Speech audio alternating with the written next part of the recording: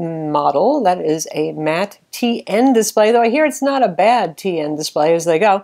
It's 15.6 inches. If you get the 3K display like we have here, then it is 15.5 inches. Probably has to do with supply and technology that's available. We'll talk about the display some more later, which is a nice display, by the way. Looks like a ThinkPad, doesn't it? You got your matte black finish right here, kind of soft touch. It does pick up fingerprint oil, some, but it, wash it with a damp cloth. It's a ThinkPad. You can do that, not a problem. Speaking of washing and things like that, not that you're supposed to hose down your ThinkPad, but if you accidentally spill something on the keyboard, we have keyboard drain holes there, so the idea is you shake it out. Now, if it's something sticky and gooey like a chocolate milkshake, it'll be a problem, but if it's water or something like that, not as much of a problem. There's a removable battery here. This is the 72 watt-hour 6-cell battery. This is the higher capacity battery that's available, which obviously tilts the machine up a little bit, sticks out. If you like it flush, you can get the lower capacity battery. And this uses Lenovo's bridge battery system, so there's also an internal 3-cell battery. It becomes important because this guy is a real Energizer bunny, at least for something as big as this. Traditional docking connector right here, so you can use it with the Ultra Dock. For those of you who still like that kind of dock. Lots of ventilation here. We have NVIDIA Quadro dedicated graphics near the K620M. That could require a bit of ventilation cooling, but otherwise we have 5th generation Intel Broadwell ULV 15-watt CPUs. Those are the same CPUs you would see in an Ultrabook. So that makes it an odd pairing, doesn't it? Something as beefy and powerful as a 15-inch workstation, but with ULV lower power CPUs instead of the usual 28-watt CPUs like the quad-core i7 that we see in the W551S, the Dell Precision 3800 model. But HP has a ZBook 15U. There's a market for these for those of you who need some heavy lifting but not super duper crazy horsepower. And we'll talk about that some more as well. First, let's take a look around our laptop here. Plenty of ports because it's a big guy. Also upgradable internals. We have 2 USB 3 ports right here. Mini display port 1.2. Ventilation, obviously. Your security lock slot. Another USB 3.0 port right here. This is the rectangular charging port. Comes with a 65-watt charger. Combo mic headphone jack right there. We have Ethernet. We have a full-size SD card slot. The card goes nice and far in, so you don't have it sticking out a whole lot. And we also have a legacy VGA port here. Now, those of you who work in the world of business know VGA ports are useful. I know some of you everyday consumers out there are going to snicker at that, but hey, a lot of people in business still need it. Optional is a smart card reader. We have a place here where that could go. And also in the name of portability, here is the power adapter, which isn't much bigger than an Ultrabook. Again, a 65-watt charger right here, so not very heavy, not very big, not too much for your bag. In terms of durability, this is your usual ThinkPad, seriously durable machine. No flex, no twist.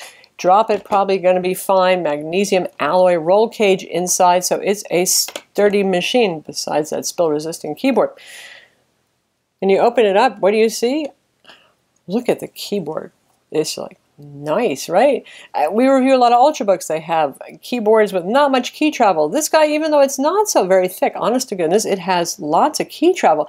If you're used to the classic keyboards from a couple of years ago or from larger machines like Lenovo's bigger workstations, you're going to love this keyboard. Really nice. It's nice key height. It's got the sculpted keys. Everything is normal. And there's another special thing going on here. Trackpad, the top buttons are back again for your pointer stick for those of you who like to use it. And looky, a number pad. Yeah, it's not easy to find on a 15-inch machine, so number crunchers particularly are going to appreciate that. Power buttons up top, above the display. Completely normal keyboard. By default, the FN row controls multimedia, your brightness, your volume, all that sort of thing. Trackpad is pretty decent size given the size of the machine. Of course, you could have infinitely huge. If you were HP, you'd go crazy and fill the whole thing. No need for that, honestly. It's large, it's predictable, it's the usual good Lenovo Synaptic solution. And of course, there's a fingerprint scanner over here. Though I'm not sure how many people need a display that goes this far back, especially with this nice wide IPS viewing angle here. You can make it completely flat if you want to. This is a matte or anti-glare display. Now obviously it's going to reflect some stuff. It is still made of glass. You can see it picking up some light as we move it around, but generally speaking, it is way less glary than your usual glossy display. It does have that kind of matte coating look to it. When you look at it, you can see a little bit of graininess on text. The colors don't maybe look as sharp and vivid as they would on a glossy display, but in the end, it makes photo editing a lot easier for those of you who are doing that. It's less tiring on the eyes, so we like it just fine. So how's the display quality? Well, you can see we have 74% of Adobe RGB here. You can see our brightness test. Lenovo claims it's a 315 nit brightness display, which is very bright, and we in fact measured a little over 318.6. Black level's pretty good at 0.57. Contrast ratio, not bad, not wildly impressive. It's 560 to 1. And for our sRGB, you can see here 95% of sRGB. So that's about as good as you're going to get in terms of color gamut and support.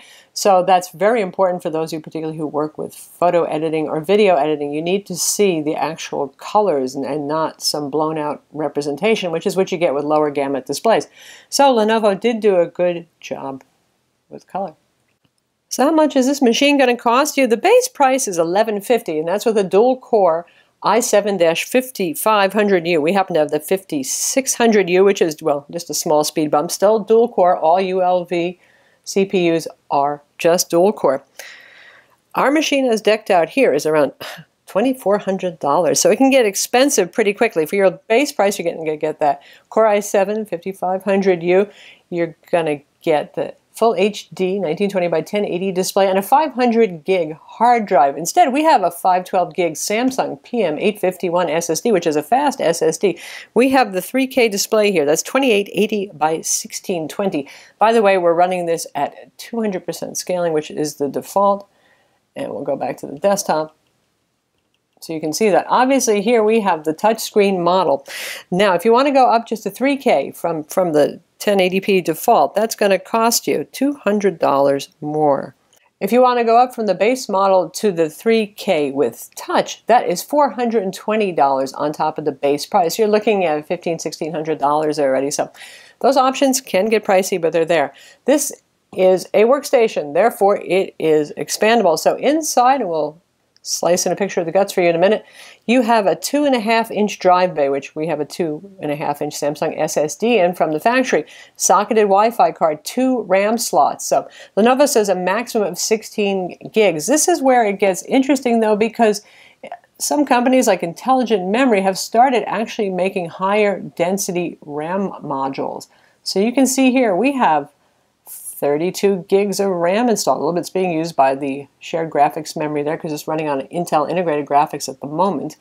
So Intelligent Memory has 16 gig DIMMs, so you could bring this up to 32 gigs. Now, given that this is a ULV dual-core i7, I'm not so sure that there's actually that great a need for it, because when you're running multiple VMs, virtual machines, you also need to dedicate cores or parts of cores to your virtual machines. You don't have that many cores here, you only have 2. But just in case you need that much RAM, it's possible. So how about performance then? For those of you who need, well, a mobile workstation, you want some horsepower there. Here's our PC Mark 8 home accelerated test that uses OpenCL.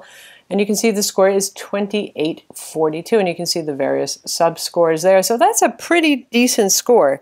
3D Mark 11, it scored P2462. That's the performance level, is the 720p test there.